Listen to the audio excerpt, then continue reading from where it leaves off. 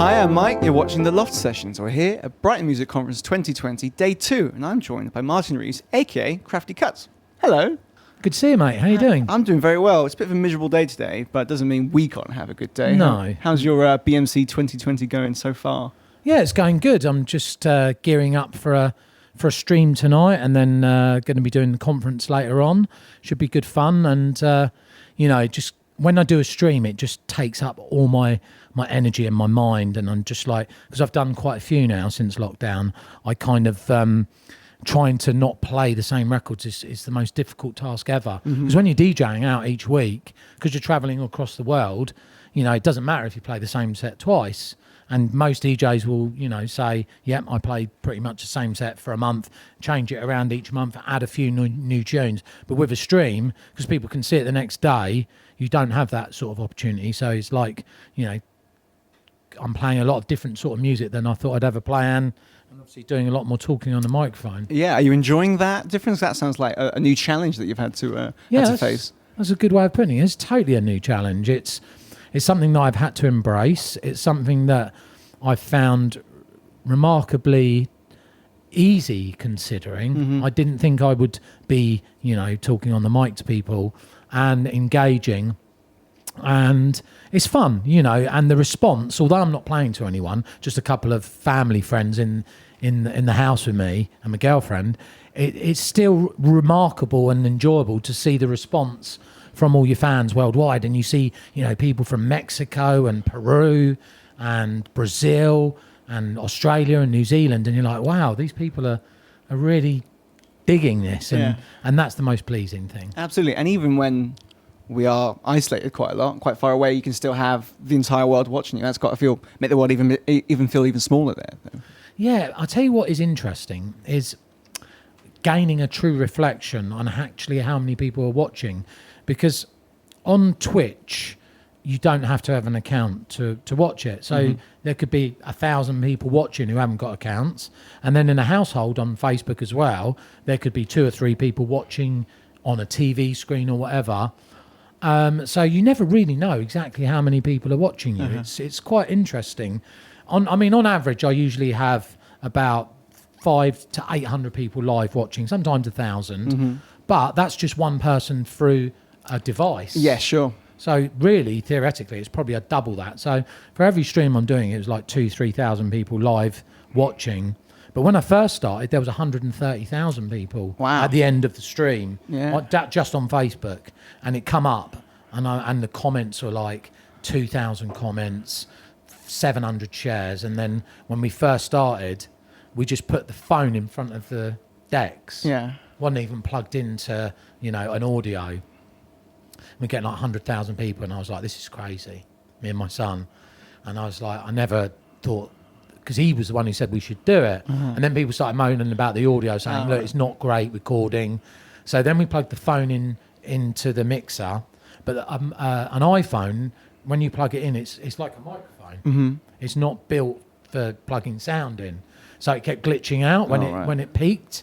So then we had to embrace OBS and all the new technology. So I've learned quite a lot about streaming, filming and setting up. So I've had to use 2 laptops and my iPhone, and I'm still not 100% happy with it, but everyone else seems to like it. That's good. Or it's something you would never probably have even thought about doing had there not been this lockdown. Do you know what? That's a really interesting question, because I've got to say you're right. Nothing when I saw people streaming, I thought, why are they doing that? And I assumed it was people who were trying to break through or get used to playing live, because obviously they weren't DJing in clubs as much. And I thought, well, I don't need to stream because I'm playing every week. I haven't got time to do any streaming. But now it's the opposite. I've got to put all my efforts and energy and time into that, because people around the world still want to see Krafty Kuts, and it's the only way they can. Absolutely. Do you think in the future when we are allowed to go back out to clubs and you'll be playing live, do you think you'll continue doing the live streams as well? Yeah, definitely. What I'd like to do is I'd like to put some money aside, because most DJs will tell you we're the last people to go back to work. None of us have gone back to work, and that includes sound engineers, lighting, bouncers, bar staff, etc., etc. So we're all in the same boat. It's the entertainment industry has taken a real kick up the backside for this. And so money-wise, financially, you know, I never really saved any money from DJing, and I've got children and stuff like that. So, you know, I take nice holidays with my kids and my family, and, you know, I invested my money into a house, but I wasn't earning big bucks. I wasn't like a 10, 20, 30 grand an hour DJ. So I never really had a lot of money to save. So the lockdown has really affected me big time as well. So I've had to, you know, do streaming to earn a little bit of money, and the government scheme, and you know, try and get money here, there and everywhere that I can.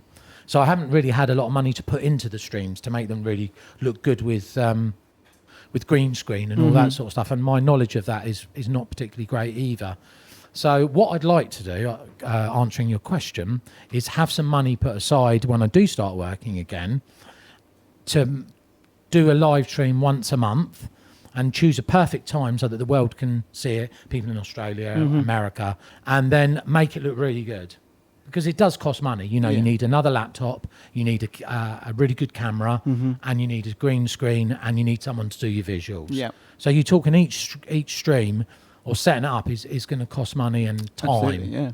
And I don't want to bodge it and just do it half-assed. So I want to make it look good. And I know lots of people could do the visuals for me, but each week, because I do the stream on Fridays, 2 or 3 days are taken up preparing for that. So I don't really have a lot of other time, because I write music and I look after my children as well. So I don't really have a lot of other time to work on other stuff. Well, I think that's quite freeing though, because then you'll have, you know, like when you turn to a venue, that's how the venue looks, but you can just make it look however you want, and then you've got a lot of freedom there to do. And if your set changes every week, you can change the background. I think that's going to be quite a freeing experience for you. Yeah, definitely. I've learned a hell of a lot from streaming. I really have, and I've watched a lot of other DJs, and it's funny. DJs who are just generally good DJs at mixing and stuff, you know, it's good to watch them, but sometimes you need, on a stream, you need a little bit more, like if you can scratch or if you can do tricks on the turntables or the decks. And I've noticed a lot more of the scratch DJs and turntablists have kind of blossomed under the streaming, because, you know, you go online and you'll see they've got quite a lot of followers. You know, a lot of the DMC and Red Bull style DJs have excelled in the streaming world, like Scratch Bastard from Canada and Jazzy Jeff. Jazzy Jeff's like the king of streaming, I think. So. Absolutely. Obviously, we sort of touched on it a second ago about the nightlife is sort of in crisis in the UK. And what do you think needs to happen to support the UK nightlife scene? Well, I mean, we all know that it brings a tremendous amount of money and revenue for the government. And it brings a lot of joy to people. And in these really bad times, that's what we're missing. And, you know, for our mental health, for going out and missing all those things that we're used to, and educating the young people as well about the history of music, dance, and the togetherness that you have when you meet before you go to the club, or when you get into the club and you see your friend and suddenly you hear your favourite tune, and the joy on your people's faces. God, I miss that so much. And I think that the government, you know, and I'm not disrespecting them, but they're all older people. There's not, you wouldn't catch many like 20 to 30-year-old young people within the government. So the government have done their clubbing. And back in the day when they were clubbing, it wasn't the sort of clubbing that we're all used to. You know, they wouldn't be listening to the Chemical Brothers and Fatboy Slim and Dave Morales or Roger Sanchez or whoever. So, you know, they would have gone to watch bands play and stuff like that. So they don't understand. So what I feel it needs someone to be appointed, a young person who understands about the culture and the arts, music, and what joy that brings to people, and how important that is to lift us, to bring togetherness, and to also help us move forward. I mean, let's be honest, the festival scene, we all know that that's gradually now become an institution. Absolutely. We all look to going to a certain festival each year, whether it's Glastonbury, Camp Festival, or wherever. And now none of those exist, and we don't even know if they're going to be going on next year. Yeah. And they're important factors to people having a good time and having something to look forward to. Absolutely. Like you look forward to a holiday, Mm-hmm. you know, and you think, oh my God, I can't wait to go there wherever you're going to go. That's taken away as well. So anything that's good is missing from our lives at the moment, and we're turning to other forms like alcohol and smoking, etc., which aren't good.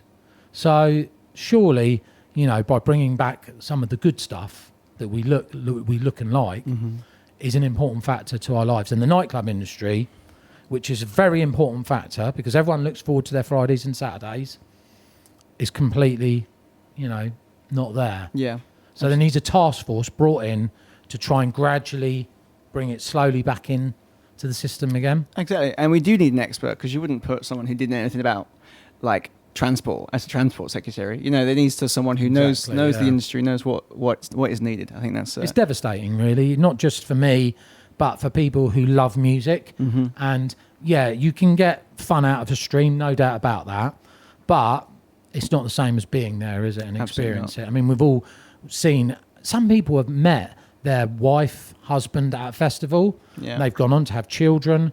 And that first track that I've had people message me and say, I got married to your music. I saw you DJing at a festival and I met my boyfriend there. And it was an amazing experience for us. And I can't thank you enough. And those two people have gone on to have children and you know, brought something special into life. And for me, that's an amazing feeling to know that you've created something like that. Absolutely. And there's loads of other DJs worldwide. I'm sure Norman has got the same experiences, and Stanton Warriors, and loads of other DJs. We've all got, you know, it's great to hear those stories because I get them messaged to me on my Facebook.